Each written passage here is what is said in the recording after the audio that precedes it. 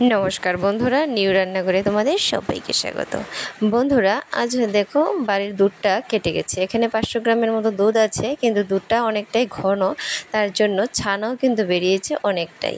কিন্তু বাচ্চারা তো ছানা খেতে চাইবে না, কিন্তু ছানা কিন্তু শরীরের জন্য ভীষণ উপকারী। যারা সুগার প্রেশার তারা তো দুধ খেতে পারে না, ছানাটা কিন্তু ভীষণ উপকারী। তো তাই বলে ছানাটা তো আর ফেলে দেওয়া যায় না, কিন্তু বাচ্চা বড় সবাই যাতে খেতে পারে, তো তার জন্য এই ছানাটা দিয়ে তৈরি করে নেব একটি রেসিপি। তো দেখো আমার পুরো ভিডিওটা, আমার সঙ্গে থাকো। তো বন্ধুরা, ছানাটাকে প্রথমে আমি একটি পরিষ্কার কাপড়ের মধ্যে ছেঁকে নেব। তো দেখো বন্ধুরা, 500 গ্রাম দুধ হলেও ছানাটা কিন্তু বেরিয়েছে অনেকক্ষণ, তো তার অনেকটাই বেরিয়েছে। তো তার জন্য এই ছানাটা ফেলে দিতেও কষ্ট লাগছে, তো যেটুকু ছানা আছে তার মধ্যেই বানিয়ে নেব। তো চলো, ছানাটা আমার কিন্তু ছাঁকা হয়ে গেছে, ভালো করে আমি ছেঁকে নিয়েছি। এবার প্রথমেই ছানাটাকে ভালো করে হাতের সাহায্যে মেখে নেব।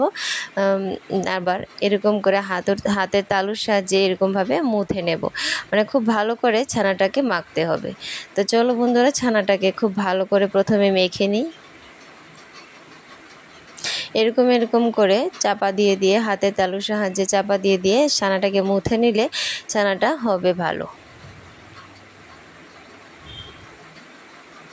তো চলো, ছানাটাকে আমি ভালো করে মেখে নিই। তো দেখো বন্ধুরা, ছানাটা আমার খুব ভালো করেই কিন্তু মাখা হয়ে গেছে। তো চলো, এবার এর থেকে ছোট ছোট মিষ্টি তৈরি করে নিই। হ্যাঁ বন্ধুরা, আজ আমি বানাবো হচ্ছে ছানার রসমালাই।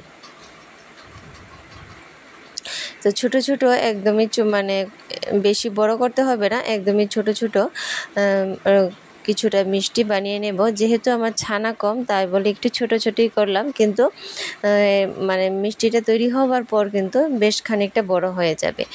তো ছোট ছোট এভাবে গোল গোল করে তোমরা যেরকম ইচ্ছে সেরকমই শেপ দিতে পারো মিষ্টিটার। তো আমি এরকম করে একটুখানি চ্যাপটা করে দিলাম।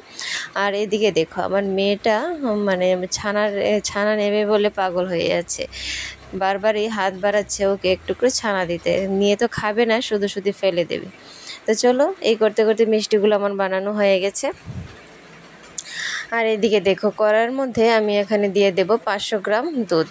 তো আমার যেহেতু মিষ্টি কম, বেশি মালাই তৈরি করতে হবে না, তো তার জন্য আমি 500 গ্রাম দুধ দিলাম। আর দুধটা একটু হালকা গরম হওয়ার পর দিয়ে দেব 3 থেকে 4 চামচ হচ্ছে গুঁড়ো দুধ। তাহলে কি হবে, যেহেতু আমি ঘরোয়া উপকরণে সেগুলো বানাচ্ছি, তো তার জন্য আমি একটুখানি গুঁড়ো দুধ দিলাম। তাহলে মালাইটা খুব ভালো হবে, দুধটা ঘন হবে এবং মালাইটা মানে মালাই একটা গন্ধ বেরোবে। তো দেখো, দুধটাকে কিন্তু আমি অনেকটাই জাল করে নিয়েছি, নিয়ে অনেকটাই শুকিয়ে গেছে। তো তোমরা দেখেই বুঝতে পারছো যে দুধটা অনেকটা শুকিয়ে গেছে, অনেকটা মানে ঘন হয়ে গেছে। আর এবার দেখো, এর মধ্যে দিয়ে দেব একটুখানি হলুদ। হ্যাঁ বন্ধুরা, যেহেতু ঘরোয়া উপকরণে আমি বানাচ্ছি, তো তার জন্য দিয়ে দিলাম একটুখানি হলুদ। আর এই হলুদের পরিবর্তে তোমরা কিন্তু সাফরান ব্যবহার করতে পারো। তো আমার জন্য কিন্তু আমার হাতের কাছে এখন সাফরান নেই, তো তার জন্য হলুদ দিলাম। আর এই হলুদটা কিন্তু ভীষণ উপকারী, দুধের মধ্যে হলুদ দিয়ে খাওয়াটা ভীষণ উপকারী। তো তার জন্য একটু হলুদ দিলাম, কালারটা খুব সুন্দর হলো। দেখো, এবার দিয়ে দেবো পরিমাণ মতো হচ্ছে চিনি। তো যেহেতু আমার দুধটা অনেকটাই ঘন হয়ে গেছে, বেশ খানিকটা মিষ্টিও হয়ে গেছে, তো তার জন্য বেশি মিষ্টি দিলাম না। এখানে 4 চামচের মতো মিষ্টি আমি ব্যবহার করলাম, চিনি ব্যবহার করলাম। তো দুধটাকে আরেকটুখানি জাল দিয়ে আরও ঘন করে নিলাম। তো দেখো, মালাইটা কিন্তু আমার একদমই রেডি হয়ে গেছে। আর এবার এর মধ্যে দিয়ে দেব হচ্ছে যে মিষ্টিগুলো বানিয়েছি সেগুলা।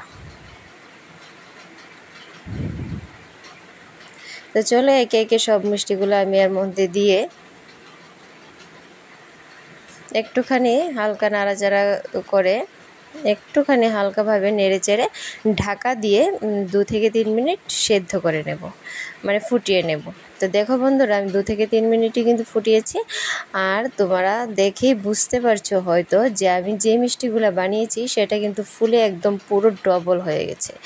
তো দেখে তোমরা অবশ্যই বুঝতে পারবে যে মিষ্টিগুলো কিন্তু একদম পুরো ডবল হয়ে গেছে। তো দাঁড়াও, তোমাদেরকে একটুখানি দেখিয়ে দিই যে মিষ্টিগুলো কতটা বড় হয়েছে।